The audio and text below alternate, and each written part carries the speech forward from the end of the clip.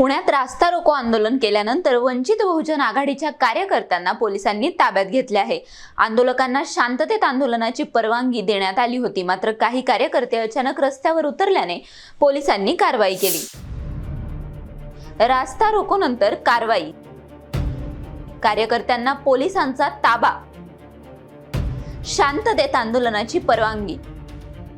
पोलिसांनी दिलेल्या माहितीनुसार उत्सव हॉटेल चौक परिसरात बसून आंदोलन करण्याची परवानगी होती, मात्र काही कार्यकर्त्यांनी रस्ता रोको सुरू केल्याने कायदा व सुव्यवस्था राखण्यासाठी त्यांना ताब्यात घेण्यात आले।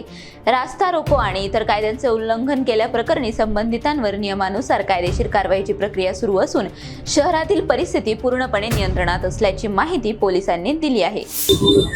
आता बघा, आता आपण जे आहे त्यांना अशी परवानगी दिली होती की इथे बसायचे आहे, इथे बसून जे आहे सगळं काय, पण त्याच्यापैकी काही कार्यकर्ता जे आहे ते रोडवरती गेले आणि रोड जाम करून टाकले, त्यामुळे आपल्याला त्यांना डिटेन करावं। पण आता काही आंदोलकांनी तिकडे सातारा रोडला जाऊन रस्ता रोको करण्याचा प्रयत्न केला, त्यांच्यावर काही कारवाई होणार आहे?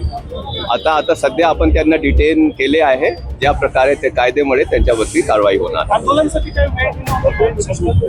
तसं आता स्पेसिफिकली काही त्यांनी जे मागितला होता त्याप्रमाणे आपण त्यांना अलाउ केलं। लोकांना ताब्यात घेतले आणि काय कारवाई?